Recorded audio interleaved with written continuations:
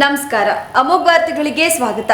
ನಾನು ಅಮೂಲ್ಯ ಬಿಎಂ ಶೆಟ್ಟಿ. ಇದೀಗ ಮುಖ್ಯಾಂಶಗಳು. ರಾಷ್ಟ್ರ ರಾಜ್ಯ ರಾಜಕಾರಣದಲ್ಲಿ ಬಿಜೆಪಿ ಕಾಂಗ್ರೆಸ್ ಜಂಗಿ ಕುಸ್ತಿ. ಹಾಸನದಲ್ಲಿ ಮಾತ್ರ ಭರ್ಜರಿ ದೋಸ್ತಿ. ಸಭೆಯಲ್ಲಿ ಪ್ರೀತಂ ಗೌಡರನ್ನು ಹಾಡಿ ಹೊಗಳಿದ ಸಂಸದ ಶ್ರೇಯಸ್ ಪಟೇಲ್. ಸಚಿವ ಬಿ ನಾಗೇಂದ್ರಗೆ ರಿಲೀಫ್. ಹೈಕೋರ್ಟ್ ಮಹತ್ವದ ಆದೇಶ. ರಾಜ್ಯ ಬಿಟ್ಟು ತೆರಳದಂತೆ ವಿಧಿಸಿದ ಷರತ್ತಿಗೆ ಹೈಕೋರ್ಟ್ ತಡೆ. ಕೋರ್ಟ್ ಅನುಮತಿ ಇಲ್ಲದೆ ದೇಶ ಬಿಟ್ಟು ತೆರಳುವಂತಿಲ್ಲ. ರೇಣುಕಾಸ್ವಾಮಿ ಕೊಲೆ ಪ್ರಕರಣ. ನಟ ದರ್ಶನ್ ಗ್ಯಾಂಗ್ಗೆ ಬಿಗ್ ಶಾಕ್. 14ನೇ ಆರೋಪಿ ಪ್ರದೋಷ್ ಮಾಫಿ ಸಾಕ್ಷಿ ಅರ್ಜಿಗೆ ಆಕ್ಷೇಪಣೆ ಸಲ್ಲಿಸಲು ಕೋರ್ಟ್ ನಿರಾಕರಣೆ. ಮತ್ತು 2 ತಿಂಗಳ ಹಸುಗೂಸನ್ನು ಬಾವಿಗೆ ಎಸೆದ ಕೊಂದ ಪಾಪಿಗಳು. ತಾಯಿ, ಅಜ್ಜ, ಅಜ್ಜಿ ಸೇರಿ 4 ಬಂಧನ. ವಾರ್ತೆಗಳ ವಿವರ. ರಾಷ್ಟ್ರ ಮತ್ತು ರಾಜ್ಯ ಮಟ್ಟದಲ್ಲಿ ಬಿಜೆಪಿ ಹಾಗೂ ಕಾಂಗ್ರೆಸ್ ಪಕ್ಷಗಳ ನಡುವೆ ತೀವ್ರ ರಾಜಕೀಯ ಕಾದಾಟ ನಡೆಯುತ್ತಿದ್ದರೆ, ಹಾಸನ ಜಿಲ್ಲೆಯಲ್ಲಿ ಮಾತ್ರ ತೀರಾ ಭಿನ್ನ ಹಾಗೂ ಕುತೂಹಲಕಾರಿ ರಾಜಕೀಯ ಸಮೀಕರಣ ಕಂಡು ಬರುತ್ತಿದೆ. ಪಕ್ಷದ ಕೆರೆಗಳನ್ನು ಮೀರಿ ಕಾಂಗ್ರೆಸ್ ನವ ಉದ್ಯೋನ್ಮುಖ ಸಂಸದ ಶ್ರೇಯಸ್ ಎಂ ಪಟೇಲ್ ಹಾಗೂ ಬಿಜೆಪಿ ರಾಜ್ಯ ಪ್ರಧಾನ ಕಾರ್ಯದರ್ಶಿ ಮಾಜಿ ಶಾಸಕ ಪ್ರೀತಂ ಗೌಡ ಅವರ ನಡುವಿನ ಆತ್ಮೀಯ ದೋಸ್ತಿ ಮತ್ತೊಮ್ಮೆ ಬಹಿರಂಗವಾಗಿ ಸಾಬೀತಾಗಿದೆ.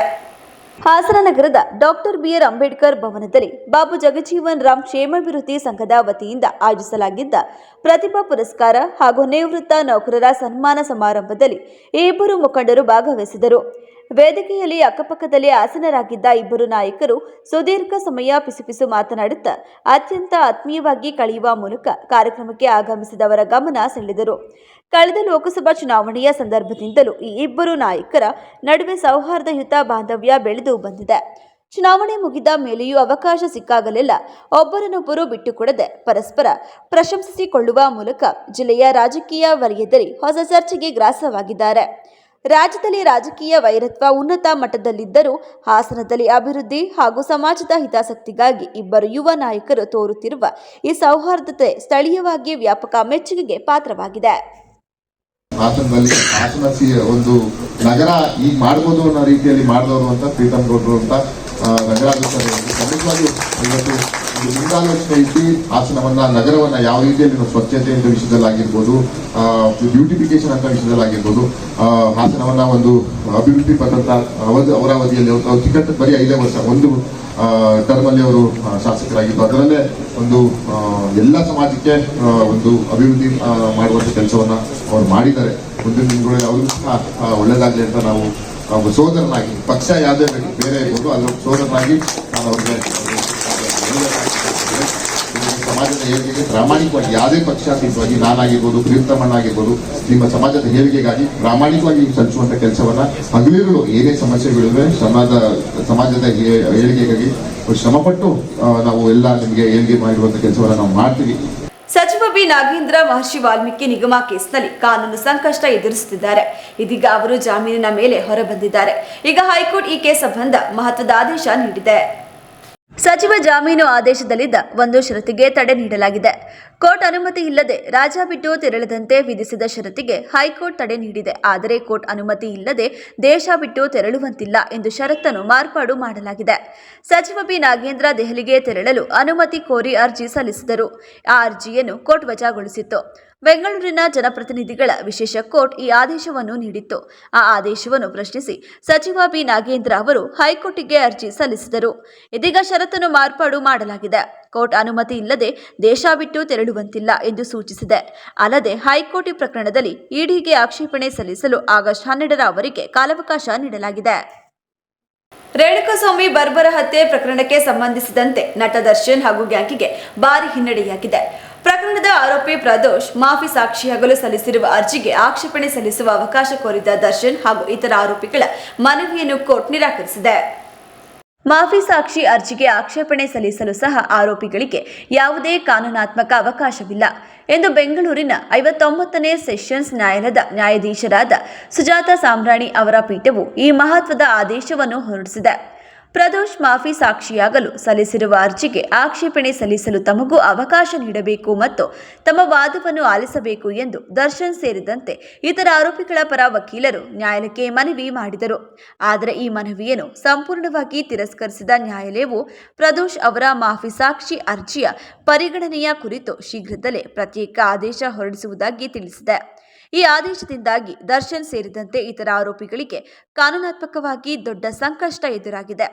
ವಿಚಾರಣೆಯ ವೇಳೆ ನಟ ದರ್ಶನ್ ಸೇರಿದಂತೆ ಒಟ್ಟು 6 ಆರೋಪಿಗಳು ವಿಡಿಯೋ ಕಾನ್ಫರೆನ್ಸ್ ಮೂಲಕ ನ್ಯಾಯಾಲಯಕ್ಕೆ ಹಾಜರಾಗಿದ್ದರು. ಬಾವಿಯೊಂದರಲ್ಲಿ 2 ತಿಂಗಳ ಗಂಡು ಮಗುವಿನ ಶಿಶುವಿನ ಶವ ಪತ್ತೆಯಾಗಿದ್ದು, ಈ ಸಂಬಂಧ ಮಗುವಿನ ತಾಯಿ ಸೇರಿದಂತೆ 4ರನ್ನು ಪೊಲೀಸರು ಬಂಧಿಸಿದ್ದಾರೆ. ಈ ಘಟನೆ ಬೀದರ್ ತಾಲೂಕಿನ ವಡಂಗಾಂವ್ ಗ್ರಾಮದಲ್ಲಿ ನಡೆದಿದೆ. ಮಗುವಿನ ತಂದೆ ಸಂಜಯ್ ಅವರು ಮಗು ಕಾಣೆಯಾಗಿದೆ ಎಂದು ಪೊಲೀಸರಿಗೆ ದೂರು ನೀಡಿದರು. ಈ ಬಗ್ಗೆ ಪೊಲೀಸರು ತನಿಖೆ ನಡೆಸಿದಾಗ ವಡಂಗಾಂವ್ ಗ್ರಾಮದ ಬಾವಿಯಲ್ಲಿ ಮಗುವಿನ ಶವ ಪತ್ತೆಯಾಗಿದೆ. ತಾಯಿ 32 ವರ್ಷದ ವಾಣಿಶ್ರೀ ಸಂಜಯ್, ಸೋದರ ಮಾವ 35 ವರ್ಷದ ಸಂತೋಷ್ ಮಸ್ಕಲೆ, ಅಜ್ಜ 70 ವರ್ಷದ ಬಸಪ್ಪ ಮಸ್ಕಲೆ, ಅಜ್ಜಿ 65 ವರ್ಷದ ರತ್ತಮ್ಮ ಬಸಪ್ಪ ಮಸ್ಕಲೆ ಎಂಬುವರನ್ನು ಬಂಧಿಸಲಾಗಿದೆ. ವಡಂಗಾಂವ್ ಗ್ರಾಮದ ಬಸಪ್ಪ ಮಸ್ಕಲೆ ಅವರ ಪುತ್ರಿ ವಾಣಿಶ್ರೀಯನ್ನು ಮಹಾರಾಷ್ಟ್ರದ ದೇಗಲೂರು ತಾಲೂಕಿನ ಕಾವಳಗಡ್ಡ ಗ್ರಾಮದ ಸಂಜಯ್ ಅವರು 2025ರಲ್ಲಿ ಮದುವೆಯಾಗಿದ್ದರು. ಹೆರಿಗೆಗಾಗಿ ತವರಿಗೆ ಬಂದ ವಾಣಿಶ್ರೀ ಅವರು ಕಳೆದ ತಿಂಗಳು ಜೂನ್ 11ರಂದು ಬೀದರ್ನ ಖಾಸಗಿ ಆಸ್ಪತ್ರೆಯಲ್ಲಿ ಗಂಡು ಮಗುವಿಗೆ ಜನ್ಮ ನೀಡಿದರು. ಮಗುವನ್ನು ಬಾವಿಗೆ ತಳ್ಳಿ ಏಕೆ ಕೊಲೆ ಮಾಡಿದರು ಎಂಬುದರ ಬಗ್ಗೆ ತನಿಖೆ ನಡೆಯುತ್ತಿದೆ.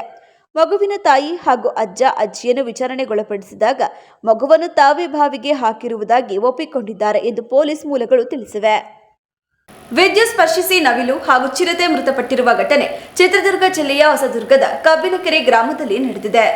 ಕಬ್ಬಿನಕೆರೆ ಗ್ರಾಮದಲ್ಲಿ ಕುಡಿಯುವ ನೀರಿನ ಪಂಪ್ಸೆಟ್ಗೆ ಸಂಬಂಧಿಸಿದ ಟ್ರಾನ್ಸ್ಫಾರ್ಮರ್ ಮೇಲೇರಿದ ನವಿಲು ಆಕಸ್ಮಿಕವಾಗಿ ವಿದ್ಯುತ್ ತಂತಿ ಸ್ಪರ್ಶಿಸಿ ಮೃತಪಟ್ಟಿದೆ. ಮೃತಪಟ್ಟಿದ್ದ ನವಿಲನ್ನು ನೋಡಿದ ಚಿರತೆಯೊಂದು ಬೇಟೆಯಾಡುವ ಉದ್ದೇಶದಿಂದ ವಿದ್ಯುತ್ ಕಂಬವನ್ನು ಏರಿದ್ದು, ಚಿರತೆಗೂ ವಿದ್ಯುತ್ ಹರಿದು ಅದು ಸಹ ಸ್ಥಳದಲ್ಲಿ ಪ್ರಾಣ ಕಳೆದುಕೊಂಡಿದೆ.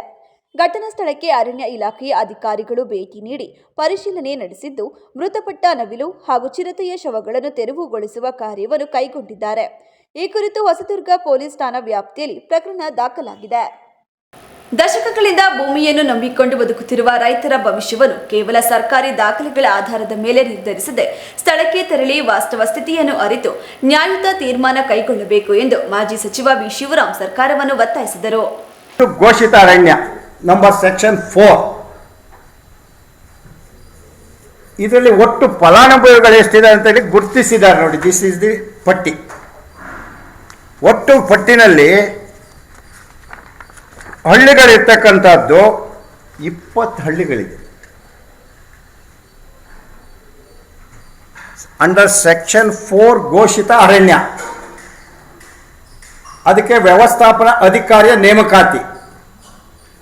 ಆ ಮೂಲಕ ಪ್ರತಿ ಹಳ್ಳಿಗೆ ಹೋಗಿ ಅವರು ಅವರ ದಾಖಲಾತಿಗಳನ್ನು ಪಡೆಯೋದ್ರ ಮೂಲಕ GPS ಮಾಡ್ತಾರೆ. GPS ಮಾಡಿ ಅವರು ಯಾವ ಪ್ರಮಾಣದಲ್ಲಿ ಹಕ್ಕನ್ನು ಹೊಂದಿದ್ದಾರೆ, ಸ್ವಾಧೀನದಲ್ಲಿದ್ದಾರೆ ಅನ್ನೋದನ್ನು ಗುರುತಿಸೋದ್ರ ಮೂಲಕ ಇಲ್ಲಿ ಅರಣ್ಯಕ್ಕೆ ಪ್ರಧಾನವಾಗಿ ಅವಶ್ಯಕತೆ ಇದೆಯಾ ಅಥವಾ ಸಂಬಂಧಪಟ್ಟ ಭೂಮಿ ಹೊಂದಿರತಕ್ಕಂಥವ್ರಿಗೆ ಮಂಜೂರಾತಿ ಮಾಡಬಹುದಂತ ಘೋಷಣೆ ಮಾಡ್ತಕ್ಕಂಥ ಅಧಿಕಾರ ಆ ಅರಣ್ಯ ವ್ಯವಸ್ಥಾಪನಾ ಅಧಿಕಾರಿಗೆ ಕೊಡೋದ್ರ ಮೂಲಕ ಸರ್ಕಾರನೇ ಆ ಒಂದು ವ್ಯವಸ್ಥೆಯನ್ನು ಈಗಾಗಲೇ ನಿರ್ಮಾಣ ಮಾಡಿಬಿಟ್ಟಿದೆ. ಐ ಥಿಂಕ್ ಕ್ಲಾರಿಫೈ ಆಯಿತು ಅಂತ ಭಾವಿಸಿದ್ದೀನಿ. It is most important and relevant. ಯಾಕೆ ಹೇಳ್ತಾ ಇದ್ದೀನಿ ಅಂತ ಅಂದರೆ, ಇವ್ರು ಏನು ಮಾಡ್ತಾ ಇದ್ದಾರೆ, ಕೂತ್ಕೊಂಡು ಆಫೀಸಲ್ಲೇ ಎಲ್ಲ ಲಿಸ್ಟ್ ಮಾಡ್ತಾ ಇದ್ದಾರೆ. ಈಗ ಇದ್ರದ್ದು ಒಂದು ಕಂಪ್ಲೀಟ್ ಮಾಡ್ತೀನಿ ನೋಡಿ. 20 ಹಳ್ಳಿ ಇದೆ. 20 ಹಳ್ಳಿಯಲ್ಲಿ ಒಟ್ಟು ಇರ್ತಕ್ಕಂಥದ್ದು ಪ್ರದೇಶ 4486.16 acre notified forest. It is under section 3 of the forest act. Section 3 ಇಂದ 5ಗೆ ಘೋಷಣೆ ಮಾಡಬೇಕಾದ್ರೆ ಅಂಡರ್ 4 ಕಂಪ್ಲೀಟ್ ಪೂರ್ಣ ಪ್ರಮಾಣದ ಒಂದು ಏನು ಸರ್ವೆ ಮಾಡಿಸ್ತಾರೆ. ಅದಕ್ಕೋಸ್ಕರನೇ ಸರ್ಕಾರ ಅರಣ್ಯ ವ್ಯವಸ್ಥಾಪನಾ ಅಧಿಕಾರಿಯ ನೇಮಕಾತಿ ಮಾಡ್ತಾ ಇರೋದ್ರಿಂದ ಉಳಿದಂಥ ಪ್ರದೇಶವನ್ನು ಇದೇ ರೀತಿಯಲ್ಲಿ ತಾವು ಈ ಜಿಲ್ಲೆಯಲ್ಲಿ ಎಷ್ಟು ಪ್ರಮಾಣದಲ್ಲಿ ಜನ ಅಧಿಕಾರ ಹೊಂದಿ ಆ ಭೂಮಿ ಮೇಲೆ ಇದ್ದಾರೆ ಅಂತಕ್ಕಂಥದ್ದನ್ನು ನಿರ್ಧರಿಸಬೇಕು ಅಂತೇಳಿ ನಾನು SITನ ಒತ್ತಾಯ ಮಾಡ್ತಾ ಇದ್ದೆ. ನಮ್ಮಲ್ಲಿ ಮೆನ್ನಿಲ್ಲ, ನಾವು ಹೀಗೆ ಅಧಿಕೃತವಾಗಿ ರೆವಿನ್ಯೂ ದಾಖಲೆ ತರಿಸ್ಕೊಬಿಡೋದು. ಅರಣ್ಯ ಇಲಾಖೆ ಇಷ್ಟಿಲ್ಲ, ಎಷ್ಟು ಮಂಜೂರಾತಿ ಮಾಡಿದ್ದೀರಾ, ಇಷ್ಟು ಮಂಜೂರಾತಿ ಉಳಿದದ್ದು ಇಲ್ಲ. ಈ ಥರ ಒಂದು ದಾಖಲಾತಿ ಮಾಡ್ಕೊಳ್ಳೋದ್ರಿಂದ ರೈತರಿಗೆ ಅನ್ಯಾಯ ಆಗುತ್ತೆ.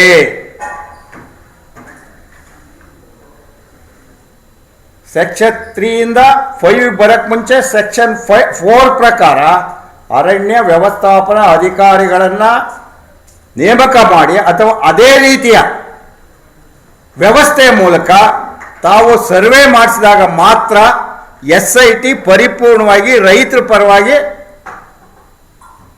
ಕೆಲಸವನ್ನ ಮಾಡ್ದಂಗಾಗತ್ತೆ. ಅದಲ್ಲದೇನೆ ಮನೆಯಲ್ಲಿ ಅಡುಗೆ ಮಾಡುತ್ತಿದ್ದ ವೇಳೆ ಅಡುಗೆ ಅನಿಲ ಸಿಲಿಂಡರ್ ಏಕಾಏಕಿ ಸ್ಫೋಟಗೊಂಡ ಪರಿಣಾಮ ತಾಯಿ ಮಗಳು ಗಂಭೀರವಾಗಿ ಗಾಯಗೊಂಡಿರುವ ಘಟನೆ ನಗರದ ಉದಯಗಿರಿ ಬಡಾವಣೆಯಲ್ಲಿ ರಾತ್ರಿ ಸಂಭವಿಸಿದೆ.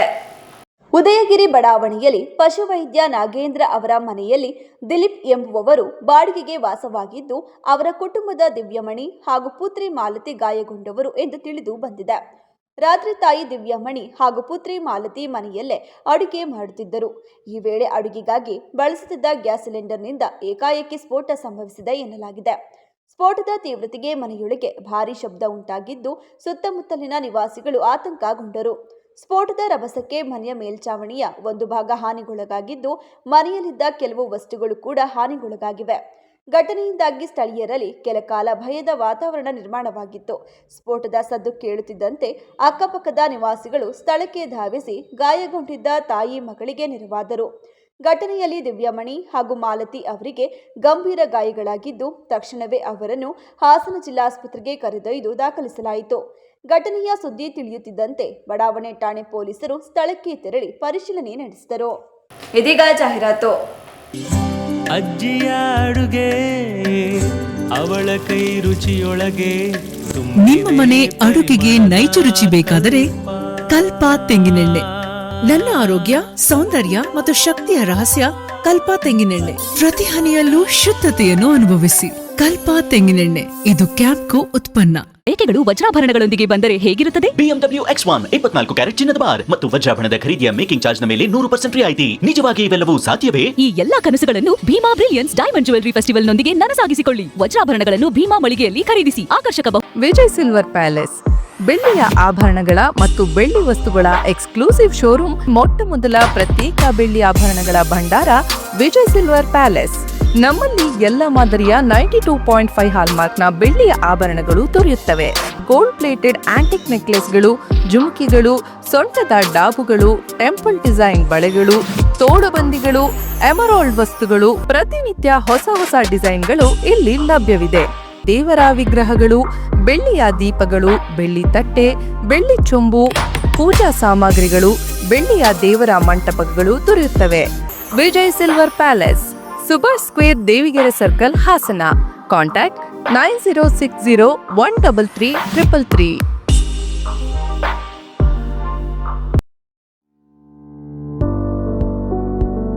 ಮನೆ ಕಟ್ಟೋದು ಒಂದು ಕನಸಾದ್ರೆ ಆ ಕನಸಿಗೆ ಜೀವ ತುಂಬೋದು ಫರ್ನಿಚರ್ಸ್. ಬ್ಯೂಟಿಫುಲ್ ಹೌಸ್ ಏನೋ ಇದೆ, ಬಟ್ ಕಂಪ್ಲೀಟ್ ಫೀಲಿಂಗ್ ಇಲ್ಲ. ಸೊ ನಿಮ್ಮ ಮನೆಗೆ ಹೊಸ ಲುಕ್ ಕೊಡಬೇಕು ಅಂದ್ರೆ welcome to Hitech furnitures. Luxury sofas, stylish dining set, premium bedroom collections, modern office furnitures, ನಿಮ್ಮ ಮನೆಗೆ ಬೇಕಾಗುವಂತಹ ಎಲ್ಲ ಫರ್ನಿಚರ್ಸ್ ಇಲ್ಲಿ ಸಿಗುತ್ತೆ. ಅದು ಕೂಡ premium quality, latest designs, friendly service ಜೊತೆಗೆ ಅಫೋರ್ಡಬಲ್ ಪ್ರೈಸ್ ಕೂಡ ಸಿಗುತ್ತೆ. ಹೈಟೆಕ್ ಫರ್ನಿಚರ್ ಅಲ್ಲಿ ಅವೈಲೇಬಲ್ ಇರುವಂತಹ ಡಿಫರೆಂಟ್ ವುಡನ್ ಕಲೆಕ್ಷನ್ಸ್ ಗಳಲ್ಲಿ teak wood, sheesham wood, rose wood ಹೀಗೆ ಪ್ರತಿಯೊಂದು ಮೆಟೀರಿಯಲ್ಗೂ ಅದರದೇ ಆದ ಸ್ಟ್ರೆಂತ್, ಡ್ಯೂರಬಿಲಿಟಿ, ಫಿನಿಶಿಂಗ್ ಮತ್ತು ಸ್ಟೈಲ್ ಇದೆ.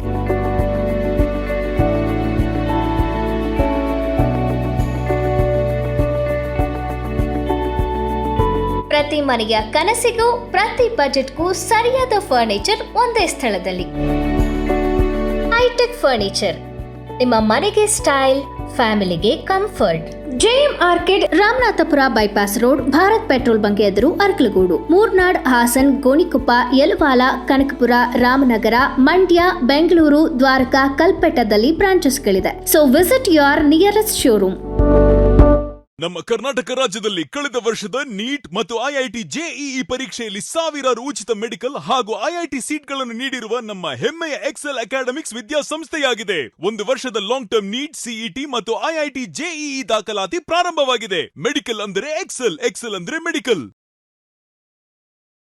ನಮ್ಮ ಕರ್ನಾಟಕ ರಾಜ್ಯದಲ್ಲಿ ಕಳೆದ ವರ್ಷದ ನೀಟ್ ಮತ್ತು ಐಐಟಿ ಜೆಇಇ ಪರೀಕ್ಷೆಯಲ್ಲಿ ಸಾವಿರಾರು ಉಚಿತ ಮೆಡಿಕಲ್ ಹಾಗೂ ಐಐಟಿ ಸೀಟ್ಗಳನ್ನು ನೀಡಿರುವ ನಮ್ಮ ಹೆಮ್ಮೆಯ ಎಕ್ಸೆಲ್ ಅಕಾಡೆಮಿಕ್ಸ್ ವಿದ್ಯಾಸಂಸ್ಥೆಯಾಗಿದೆ. ಒಂದು ವರ್ಷದ ಲಾಂಗ್ ಟರ್ಮ್ ನೀಟ್, ಸಿಇಟಿ ಮತ್ತು ಐಐಟಿ ಜೆಇಇ ದಾಖಲಾತಿ ಪ್ರಾರಂಭವಾಗಿದೆ. ಮೆಡಿಕಲ್ ಅಂದರೆ ಎಕ್ಸೆಲ್, ಎಕ್ಸೆಲ್ ಅಂದ್ರೆ ಮೆಡಿಕಲ್.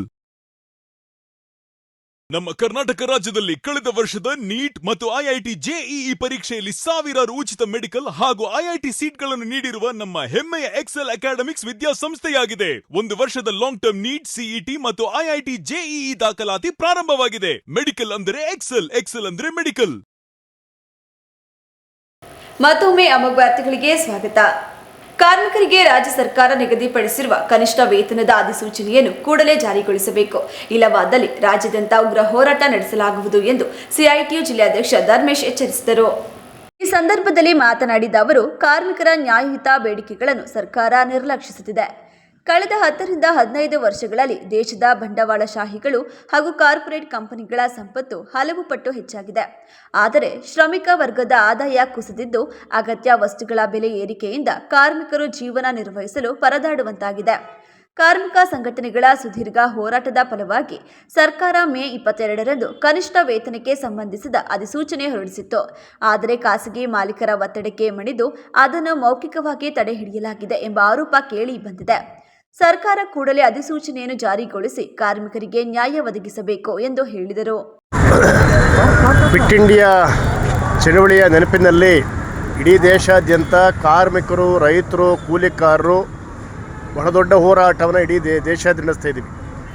ಕಾರಣ ಏನಂತಂದರೆ, ಹಿಂದೆ ಭಾರತ ಸ್ವಾತಂತ್ರ್ಯ ಚಳವಳಿ ಇತಿಹಾಸದಲ್ಲಿ ಅವತ್ತಿದ್ದಂಥ ಸಾಮ್ರಾಜ್ಯಶಾಹಿ ಶಕ್ತಿಗಳ ವಿರುದ್ಧ ದೊಡ್ಡ ಹೋರಾಟವನ್ನು ರೈತರು, ಕಾರ್ಮಿಕರು ಮಾಡಿದರು.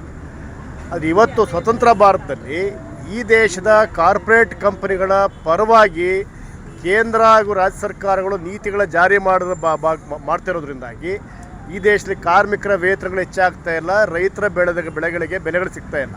ಸೊ ಅದನ್ನು ಆಧಾರವಾಗಿ ಇಟ್ಕೊಂಡು ಇಡೀ ಇವತ್ತು ದೇಶಾದ್ಯಂತ ಕಾರ್ಪೊರೇಟ್ ಕಂಪನಿಗಳೇ ದೇಶ ಬಿಟ್ಟು ತೊಲಗಿ ಅನ್ನುವಂಥ ಬೇಡಿಕೆಯನ್ನು ನಾವು ಘೋಷಣೆ ಕೂಗ್ತಾ, ಕಾರ್ಮಿಕ ಸಂಹಿತೆಗಳನ್ನು ಕೇಂದ್ರ ಸರ್ಕಾರ ಜಾರಿ ಮಾಡಿರ್ತಕ್ಕಂಥ ಕಾರ್ಮಿಕ ಸಂಹಿತೆಗಳನ್ನು ಕಾರ್ಪೊರೇಟ್ ಕಂಪ್ನಿಗಳ ಪರವಾಗಿ ಜಾರಿ ಮಾಡಿರ್ತಕ್ಕಂಥ ಕಾರ್ಮಿಕ ಸಂಹಿತೆಗಳನ್ನ ವಾಪಸ್ ಪಡಿಬೇಕು. ಮತ್ತು ಕನಿಷ್ಠ ವೇತನವನ್ನು, ಕಾರ್ಮಿಕರ ಕನಿಷ್ಠ ವೇತನ, ಉದಾಹರಣೆಗೆ ಕರ್ನಾಟಕ ರಾಜ್ಯ ಸರ್ಕಾರ ಕನಿಷ್ಠ ವೇತನ ಅಧಿಸೂಚನೆ ಹೊರಡಿಸಿ 2 ತಿಂಗಳಾಯಿತು. 2 ತಿಂಗಳಾದರೂ ಕೂಡ ಯಾವುದೇ ಇಲಾಖೆಗಳಲ್ಲಿ, ಯಾವುದೇ ಫ್ಯಾಕ್ಟ್ರಿಗಳಲ್ಲಿ ಹೊಸ ಕನಿಷ್ಠ ವೇತನ ಆದೇಶ ಪ್ರಕಾರವಾಗಿ ಇವತ್ತು ವೇತನ ಜಾರಿ ಮಾಡ್ತಾರೆ. ಅದಕ್ಕೆ ಕಾರಣ ಏನು ಅಂದರೆ, ಕರ್ನಾಟಕದ ಕಾರ್ಪೊರೇಟ್ ಕಂಪ್ನಿಗಳು, ದೊಡ್ಡ ಬಂಡವಾಳಿಗರು ರಾಜ್ಯ ಸರ್ಕಾರದ ಒತ್ತಡ ಆಗ್ತಾ ಇದ್ದಾರೆ. ಈ ವೇತನ ಜಾರಿ ಮಾಡಬಾರ್ದು, ನಮ್ಮ ಲಾಭದಲ್ಲಿ ಕಡಿಮೆ ಆಗುತ್ತೆ ಅಂತ ಒತ್ತಡ ಆಗ್ತಾ ಇದ್ದಾರೆ. ರಾಜ್ಯ ಸರ್ಕಾರವೂ ಕೂಡ ಅದನ್ನ ಜಾರಿ ಮಾಡಲಾರ್ದೇ ಪುನರ್ವಿಮರ್ಶೆ ಮಾಡಲಿಕ್ಕೆ ಇವತ್ತು ಪ್ರಯತ್ನ ಪಡ್ತಾ ಇದೆ. ಸೊ ಆ ಕಾರಣಕ್ಕೆ ಇವತ್ತು ಎಲ್ಲ ಕಡೆ ಪ್ರತಿಭಟನೆಗಳು ಮಾಡಿ ಸರ್ಕಾರಕ್ಕೆ ನಾವು ಎಚ್ಚರಿಕೆ ಕೊಡ್ತಾ ಇದ್ವಿ, ಜನಾಕ್ರೋಶ ಸಭೆ ಎಚ್ಚರಿಕೆ ಕೊಡ್ತಾ ಇದ್ವಿ. ಕರ್ನಾಟಕ ಸರ್ಕಾರ ಜಾರಿ ಮಾಡಿರ್ತಕ್ಕಂಥ ಕನಿಷ್ಠ ವೇತನ ಅಧಿಸೂಚನೆ ಅನ್ವಯ ಎಲ್ಲ ಕಾರ್ಮಿಕರಿಗೆ ವೇತನವನ್ನು ಹಾಕಲಿಲ್ಲ ಅಂತ ಅಂದರೆ ನಾವು ಸೆಪ್ಟೆಂಬರ್ 8ನೇ ತಾರೀಕಿಗೆ ಬೆಂಗಳೂರಲ್ಲಿ ಬೃಹತ್ ಹೋರಾಟಕ್ಕೆ ಹೋಗಬೇಕು ಅಂತ ನಾವು ಆಗಲೇ ತೀರ್ಮಾನ ಮಾಡಿದ್ದೇವೆ. ಅದಕ್ಕೂ ಮೊದಲನೇದಾಗಿ ಈ ತಿಂಗಳು 18ನೇ ತಾರೀಕು, ಆಗಸ್ಟ್ 18ನೇ ತಾರೀಕಿಗೆ ನಾವು ಜಿಲ್ಲಾ ಪಂಚಾಯತ್ನ ಮುತ್ತಿಗೆ ಹಾಕಿ, ಪ್ರಮುಖವಾಗಿ ಗ್ರಾಮ ಪಂಚಾಯತ್ ನೌಕರರಿಗೆ ಇವತ್ತು ಬಹಳ ಸಮಸ್ಯೆ ಆಗ್ತಾ ಇದೆ. ಗ್ರಾಮ ಪಂಚಾಯತ್ ನೌಕರರಿಗೆ ವೇತನ ಕೊಡಬೇಕು, ಎಲ್ಲ ಗುತ್ತಿಗೆ ಕಾರ್ಮಿಕರಿಗೆ ವೇತನ ಕೊಡಬೇಕು ಅನ್ನೋ ಬೇಡಿಕೆ ಇಟ್ಕೊಂಡು ಜಿಲ್ಲಾ ಪಂಚಾಯತ್ಗೆ ಮುತ್ತಿಗೆ ಹಾಕಿ ಪ್ರತಿಭಟನೆ ಮಾಡಬೇಕು ಅಂತ ತೀರ್ಮಾನ. ಇದೇ ವೇಳೆ ಸಿಐಟಿಯು ಜಿಲ್ಲಾ ಪ್ರಧಾನ ಕಾರ್ಯದರ್ಶಿ ಎಂಬಿ ಪುಷ್ಪ, ಖಜಾಂಚಿ ಅರವಿಂದ, ಕರ್ನಾಟಕ ಪ್ರಾಂತ ರೈತ ಸಂಘದ ಜಿಲ್ಲಾಧ್ಯಕ್ಷ ಎಚ್ಎಸ್ ಮಂಜುನಾಥ್, ಪ್ರಧಾನ ಕಾರ್ಯದರ್ಶಿ ಎಚ್ಆರ್ ನವೀನ್ ಕುಮಾರ್, ಡಿಎಚ್ಎಸ್ ಜಿಲ್ಲಾ ಸಂಚಾಲಕ ಎಂಜಿ ಪೃಥ್ವಿ, ಹೊನ್ನೇಗೌಡ, ಚಂದ್ರೇಗೌಡ, ನಂದೀಶ್, ಕುಮಾರಸ್ವಾಮಿ, ಚಂದ್ರಹಾಸ್ ಸೇರಿದಂತೆ ರೈತ ಮತ್ತು ಕಾರ್ಮಿಕ ಸಂಘಟನೆಗಳ ಜಿಲ್ಲಾ ಹಾಗೂ ತಾಲೂಕು ಮಟ್ಟದ ಮುಖಂಡರು ಮತ್ತು ನೂರಾರು ಶ್ರಮಿಕರು ಪಾಲ್ಗೊಂಡಿದ್ದರು. ಅಧ್ಯಯನ ಪದವಿ ಪೂರ್ವ ಕಾಲೇಜು ವತಿಯಿಂದ ಇಂದು ನವಪಲ್ಲವ ಎಂಬ ವಿನೂತನ ಕಾರ್ಯಕ್ರಮವನ್ನು ಆಯೋಜಿಸಲಾಗಿತ್ತು. ನೂತನ ವರ್ಷದ ಶುಭಾರಂಭದಲ್ಲಿ ಹಾಸನದ ಅಧ್ಯಯನ ಪದವಿ ಪೂರ್ವ ಕಾಲೇಜು ವತಿಯಿಂದ ಹೊಸ ವಿದ್ಯಾರ್ಥಿಗಳಿಗೆ ನವಪಲ್ಲವ 3.0 ಎಂಬ ವಿಭಿನ್ನ ಕಾರ್ಯಕ್ರಮವನ್ನು ಆಯೋಜಿಸಲಾಗಿತ್ತು. ಕಾರ್ಯಕ್ರಮಕ್ಕೆ ಮುಖ್ಯ ಅತಿಥಿಗಳಾಗಿ ಆಗಮಿಸಿದ್ದ ಪೊಲೀಸ್ ಇನ್ಸ್ಪೆಕ್ಟರ್ ರಾಘವೇಂದ್ರ ಪ್ರಕಾಶ್ ಅವರು ಕಾಲೇಜು ಮೆಟ್ಟಿಲೇರಿರುವ ವಿದ್ಯಾರ್ಥಿಗಳಿಗೆ ಮುಂದಿನ ಕಲಿಕೆಯ ಕುರಿತು ಕಿವಿಮಾತು ಹೇಳಿದರು. ಕಾರ್ಯಕ್ರಮದಲ್ಲಿ ಅಧ್ಯಯನ ಪದವಿ ಪೂರ್ವ ಕಾಲೇಜಿನ ಪ್ರಾಂಶುಪಾಲರಾದ ಶ್ರೀ ಚರಣ್ ಕುಮಾರ್, ಅಧ್ಯಕ್ಷರಾದ ಡಾಕ್ಟರ್ ಹೇಮಂತ್ ಕುಮಾರ್ ಎಚ್ಎಸ್, ಕಾರ್ಯದರ್ಶಿ ಡಾಕ್ಟರ್ ಚೇತನ್ ಕುಮಾರ್ ಎಚ್ವಿ, ಖಜಾಂಚಿ ಮೋಹನ್ ಕುಮಾರ್ ಎಚ್ಜಿ ಹಾಗೂ ಕಾಲೇಜಿನ ಬೋಧಕ ಮತ್ತು ಬೋಧಕೇತರ ಸಿಬ್ಬಂದಿಗಳು ಹಾಜರಿದ್ದರು. ಇಟ್ಕೊಂಡು ನಮ್ಮನ್ನು ನಂಬಿಕೊಂಡು ಯಾವ ವಿದ್ಯಾರ್ಥಿಗಳು ಕಾಲೇಜಿಗೆ ಬರ್ತಾರೆ ಅವರಿಗೆ 100ಕ್ಕೆ 110% ಎಫರ್ಟ್ ಹಾಕಿ ಅವರ ಭವಿಷ್ಯನ ಕಟ್ಟಬೇಕು ಅಂತೇಳಿ ಈ 4 ಜನರು ಸೇರಿಕೊಂಡು ಕಟ್ಟಿರೋದಲ್ಲ ಈ ಅಧ್ಯಯನ ಕಾಲೇಜಿಗೆ ಭಾರೀ ಸಂತೋಷದಿಂದ ನಾನು ಇವತ್ತು ಈ ಕಾಲೇಜಿಗೆ ಈ ಫಂಕ್ಷನ್ಗೆ ಬಂದಿದ್ದೇನೆ. ರಾಜ್ಯದ ವಿವಿಧ ಸರ್ಕಾರಿ ಇಲಾಖೆಗಳು, ನಿಗಮಗಳು, ಮಂಡಳಿಗಳು ಹಾಗೂ ಸ್ಥಳೀಯ ಸಂಸ್ಥೆಗಳಲ್ಲಿ ಕಾರ್ಯನಿರ್ವಹಿಸುತ್ತಿರುವ ಸುಮಾರು 4.5 ಲಕ್ಷ ಹೊರಗುತ್ತಿಗೆ ನೌಕರರ ಹಿತದೃಷ್ಟಿಯಿಂದ ಕನಿಷ್ಠ ವೇತನ ಪರಿಷ್ಕರಣೆ ಕುರಿತು ಈಗಾಗಲೇ ಹೊರಡಿಸಿರುವ ಕರಡು ಅಧಿಸೂಚನೆಯನ್ನು ತಕ್ಷಣ ಅಂತಿಮಗೊಳಿಸಿ ಪರಿಷ್ಕೃತ ವೇತನ ಕಡ್ಡಾಯವಾಗಿ ಜಾರಿಗೆ ತರಬೇಕು ಎಂದು ಸರ್ಕಾರಿ ಹೊರಗುತ್ತಿಗೆ ನೌಕರರ ಸಂಘ ಒತ್ತಾಯಿಸಿ ಜಿಲ್ಲಾಡಳಿತಕ್ಕೆ ಮನವಿ ಸಲ್ಲಿಸಿದರು. ಇದೇ ವೇಳೆ ದಲಿತ ಹಿರಿಯ ಮುಖಂಡ ಕೃಷ್ಣದಾಸ್ ಮಾಧ್ಯಮದೊಂದಿಗೆ ಮಾತನಾಡಿ, ಅಗತ್ಯ ವಸ್ತುಗಳ ಬೆಲೆ ಏರಿಕೆ ಹಾಗೂ ಜೀವನ ವೆಚ್ಚ ಹೆಚ್ಚಾಗಿರುವ ಹಿನ್ನೆಲೆಯಲ್ಲಿ ಹೊರಗುತ್ತಿಗೆ ನೌಕರರಿಗೆ ಪ್ರಸ್ತುತ ನೀಡುತ್ತಿರುವ ವೇತನವು ಜೀವನ ನಿರ್ವಹಣೆಗೆ ಸಮರ್ಪಕವಾಗಿಲ್ಲ. ಹೀಗಾಗಿ ಕನಿಷ್ಠ ವೇತನ ಪರಿಷ್ಕರಣೆ ಪ್ರಕ್ರಿಯೆಯನ್ನು ಯಾವುದೇ ಕಾರಣಕ್ಕೂ ವಿಳಂಬ ಮಾಡಬಾರದು. ಕಾರ್ಮಿಕ ಇಲಾಖೆಯಿಂದ ಕನಿಷ್ಠ ವೇತನ ಪರಿಷ್ಕರಣೆಗೆ ಸಂಬಂಧಿಸಿದಂತೆ ಅಧಿಸೂಚನೆ ಹೊರಡಿಸಲಾಗಿದ್ದು, ವಿವಿಧ ವರ್ಗಗಳಾದ ಅಕುಶಲ, ಅರೆಕುಶಲ, ಕುಶಲ ಹಾಗೂ ಅತ್ಯಂತ ಕುಶಲ ನೌಕರರಿಗೆ ಪರಿಷ್ಕೃತ ವೇತನ ದರ ನಿಗದಿಪಡಿಸುವ ಪ್ರಕ್ರಿಯೆ ಕೈಗೊಳ್ಳಲಾಗಿದೆ. ಈ ಪ್ರಕ್ರಿಯೆಯನ್ನು ಶೀಘ್ರ ಪೂರ್ಣಗೊಳಿಸಿ ಅಂತಿಮ ಅಧಿಸೂಚನೆ ಹೊರಡಿಸುವ ಅಗತ್ಯವಿದೆ ಎಂದು ಹೇಳಿದರು. ಸರ್, ಈ ದಿನ ನಾವು ಸರ್ಕಾರಿ ಹೊರಗುತ್ತಿಗೆ ನೌಕರರ ಸಂಘ ಹಾಸನ ಜಿಲ್ಲಾ ಶಾಖೆ ವತಿಯಿಂದ ಏನು ಸುಪ್ರೀಂ ಕೋರ್ಟ್ ಏನು ಜಾರಿಗೊಳಿಸಿದೆ ಕನಿಷ್ಠ ವೇತನ ಕೊಡಬೇಕು ಅಂತ ಹೇಳಿ, ಆ ನಿರ್ದೇಶನದ ಮೇರೆಗೆ ಸರ್ಕಾರ ಇಲ್ಲಿವರೆಗೆ ಹೊರಗುತ್ತಿಗೆ ನೌಕರರ ಒಂದು ಕನಿಷ್ಠ ವೇತನ ಜಾರಿಗೊಳಿಸಬೇಕಾಗಿತ್ತು. ಆದರೆ ಸರ್ಕಾರ ಇದನ್ನು ಸರಿಯಾಗಿ ಜಾರಿಗೊಳಿಸ್ತಲೇ ಭಾಳ ಕಡಿಮೆ ಅವ್ರು ಕೊಡ್ತಕ್ಕಂಥ ಏನು ಸಂಬಳ ಏನಿದೆ ಭಾಳ ಕನಿಷ್ಠವಾದ್ದು, ಅವ್ರಿಗೆ ಕನಿಷ್ಠ ವೇತನ ಜಾರಿಗೊಳಿಸಬೇಕು ಅಂತ ಹೇಳಿ ಸರ್ಕಾರವನ್ನು ಈ ಸಂದರ್ಭದಲ್ಲಿ ಒತ್ತಾಯಿಸ್ತಾ ಇದ್ದೀವಿ. ಸರ್, ಏನಾಗಿದೆ ಅಂತ ಹೇಳಿದರೆ, ಕನಿಷ್ಠ ವೇತನ ಕೆಲವು ಇಲಾಖೆಗಳಿಗೆ ಜಾರಿಗೊಳಿಸಿದ್ದಾರೆ, ಕೆಲವು ಜಿಲ್ಲೆಗಳಲ್ಲಿ ಜಾರಿಗೊಳಿಸಿದ್ದಾರೆ. ಈಗ ತುಮಕೂರು, ಬೆಳಗಾವಿ, ಬಳ್ಳಾರಿ ಮತ್ತು ಬೇರೆ ಬೇರೆ ಜಿಲ್ಲೆಗಳಲ್ಲಿ ಕನಿಷ್ಠ ವೇತನ ಜಾರಿಗೊಳಿಸಿದ್ದಾರೆ. ಹಿಂಗೆ ಬೇರೆ ಕಡೆ ತಾರತಮ್ಯ ಮಾಡ್ತಾ ಬೇರೆ ಬೇರೆ ಜಿಲ್ಲೆಗಳಲ್ಲಿ ಇದನ್ನು ಜಾರಿಗೊಳಿಸ್ತಾ ಇಲ್ಲ. ಇವ್ರಿಗೆ ಜೀವ ವಿಮಾ ರಕ್ಷಣೆ ಇಲ್ಲ ಇವರಿಗೆ. ಸೊ ಇದರಿಂದ ನಾವು ಸರ್ಕಾರಕ್ಕೆ ಒತ್ತಾಯ ಮಾಡ್ತಾ ಇದ್ದೀವಿ, ತಾರತಮ್ಯ ಮಾಡದಲೇ ಕೂಡಲೇ ಏನು ಕನಿಷ್ಠ ವೇತನ ಜಾರಿಗೊಳಿಸಬೇಕು ಅಂತ ಈ ಸಂದರ್ಭದಲ್ಲಿ ಸರ್ಕಾರಿ ಹೊರಗುತ್ತಿಗೆ ನೌಕರರ ಸಂಘದ ಅಧ್ಯಕ್ಷ ರಂಗನಾಥ್, ಪ್ರಧಾನ ಕಾರ್ಯದರ್ಶಿ ಪ್ರಕಾಶ್, HK ಸಂದೇಶ್, ಹೂಡಾ ಮಾಜಿ ಅಧ್ಯಕ್ಷ ಕೃಷ್ಣಕುಮಾರ್, ರಂಗಸ್ವಾಮಿ ಗುಡ್ಡೇನಹಳ್ಳಿ ಇತರರು ಉಪಸ್ಥಿತರಿದ್ದರು. ಹಾಸನ ಕೃಷಿ ಮಹಾವಿದ್ಯಾಲಯದ ವಿದ್ಯಾರ್ಥಿಗಳು ಗ್ರಾಮೀಣ ಕೃಷಿ ಕಾರ್ಯಾನುಭವ ಕಾರ್ಯಕ್ರಮದ ಅಂಗವಾಗಿ ಚೌಡನಹಳ್ಳಿಯಲ್ಲಿ ಸಾವಯವ ಕೃಷಿ ಹಾಗೂ ಅದರ ಮಹತ್ವ ಕುರಿತು ರೈತರಿಗೆ ಅರಿವು ಕಾರ್ಯಕ್ರಮವನ್ನು ಆಯೋಜಿಸಿದರು. ಕಾರ್ಯಕ್ರಮದ ಅಂಗವಾಗಿ ಜೀವಾಮೃತ ತಯಾರಿಕೆಯ ವಿಧಾನ ಪ್ರಾತ್ಯಕ್ಷಿಕೆ ನಡೆಸಲಾಯಿತು. ಜೀವಾಮೃತ ತಯಾರಿಕೆಗೆ ಅಗತ್ಯವಿರುವ ಪದಾರ್ಥಗಳು, ಅವುಗಳ ಪ್ರಮಾಣ, ಪ್ರತಿಯೊಂದು ಪದಾರ್ಥದ ಪಾತ್ರ ಹಾಗೂ ತಯಾರಿಕೆಯ ಹಂತಗಳನ್ನು ವಿದ್ಯಾರ್ಥಿಗಳು ಪ್ರಾಯೋಗಿಕವಾಗಿ ವಿವರಿಸಿದರು. ಅಲ್ಲದೆ ಜೀವಾಮೃತದ ಬಳಕೆ ಹಾಗೂ ರಾಸಾಯನಿಕ ಗೊಬ್ಬರಗಳಿಗೆ ಪರ್ಯಾಯವಾಗಿ ಸಾವಯವ ಕೃಷಿಯಲ್ಲಿ ಅದರ ಮಹತ್ವದ ಕುರಿತು ರೈತರಿಗೆ ಮಾಹಿತಿ ನೀಡಿದರು. ರೈತರು ಪ್ರಾತ್ಯಕ್ಷಿಕೆಯಲ್ಲಿ ಸಕ್ರಿಯವಾಗಿ ಭಾಗವಹಿಸಿ ವಿದ್ಯಾರ್ಥಿಗಳೊಂದಿಗೆ ಸಾವಯವ ಕೃಷಿ ಕುರಿತು ಪರಿಣಾಮಕಾರಿ ಗುಂಪು ಚರ್ಚೆ ನಡೆಸಿದರು. ಮುಂದಿನ ಕಾರ್ಯಕ್ರಮಗಳಲ್ಲಿ ಜೈವಿಕ ಗೊಬ್ಬರಗಳು, ಜೈವಿಕ ಕೀಟನಾಶಕಗಳು, ಬೆಳೆ ಪರಿವರ್ತನೆ ಹಾಗೂ ಹಸಿರೆಲೆ ಗೊಬ್ಬರ ಸೇರಿದಂತೆ ಸಾವಯವ ಕೃಷಿಯ ವಿವಿಧ ಅಂಶಗಳ ಕುರಿತು ರೈತರಿಗೆ ಮಾಹಿತಿ ನೀಡುವುದಾಗಿ ವಿದ್ಯಾರ್ಥಿಗಳು ತಿಳಿಸಿದರು. ಸಾವಯವ ಕೃಷಿ ಪದ್ಧತಿಗಳ ಅಳವಡಿಕೆಗೆ ಉತ್ತೇಜನ ನೀಡುವ ನಿಟ್ಟಿನಲ್ಲಿ ಈ ಕಾರ್ಯಕ್ರಮವು ರೈತರಿಗೆ ಉಪಯುಕ್ತವಾಯಿತು. ಕೊನೆಯಲ್ಲಿ ಮತ್ತೊಮ್ಮೆ ಮುಖ್ಯಾಂಶಗಳು. ರಾಷ್ಟ್ರ ರಾಜ್ಯ ರಾಜಕಾರಣದಲ್ಲಿ ಬಿಜೆಪಿ ಕಾಂಗ್ರೆಸ್ ಜಂಗಿ ಕುಸ್ತಿ, ಹಾಸನದಲ್ಲಿ ಮಾತ್ರ ಭರ್ಜರಿ ದೋಸ್ತಿ. ಸಭೆಯಲ್ಲಿ ಪ್ರೀತಂ ಗೌಡರನ್ನು ಹಾಡಿ ಹೊಗಳಿದ ಸಂಸದ ಶ್ರೇಯಸ್ ಪಟೇಲ್. ಸಚಿವ ಬಿ ನಾಗೇಂದ್ರಗೆ ರಿಲೀಫ್, ಹೈಕೋರ್ಟ್ ಮಹತ್ವದ ಆದೇಶ. ರಾಜ್ಯ ಬಿಟ್ಟು ತೆರಳದಂತೆ ವಿಧಿಸಿದ ಷರತ್ತಿಗೆ ಹೈಕೋರ್ಟ್ ತಡೆ, ಕೋರ್ಟ್ ಅನುಮತಿ ಇಲ್ಲದೆ ದೇಶ ಬಿಟ್ಟು ತೆರಳುವಂತಿಲ್ಲ. ರೇಣುಕಾಸ್ವಾಮಿ ಕೊಲೆ ಪ್ರಕರಣ, ನಟ ದರ್ಶನ್ ಗ್ಯಾಂಗ್ಗೆ ಬಿಗ್ ಶಾಕ್. 14ನೇ ಆರೋಪಿ ಪ್ರದೋಷ್ ಮಾಫಿ ಸಾಕ್ಷಿ ಅರ್ಜಿಗೆ ಆಕ್ಷೇಪಣೆ ಸಲ್ಲಿಸಲು ಕೋರ್ಟ್ ನಿರಾಕರಣೆ. ಮತ್ತು 2 ತಿಂಗಳ ಹಸುಗೂಸನ್ನು ಬಾವಿಗೆ ಎಸೆದ ಕೊಂದ ಪಾಪಿಗಳು, ತಾಯಿ, ಅಜ್ಜ, ಅಜ್ಜಿ ಸೇರಿ 4 ಬಂಧನ. ಮುಂದಿನ ವಾರ್ತಾ ಪ್ರಸಾರದೊಂದಿಗೆ ಮತ್ತೆ ಭೇಟಿಯಾಗೋಣ. ವಂದನೆಗಳು.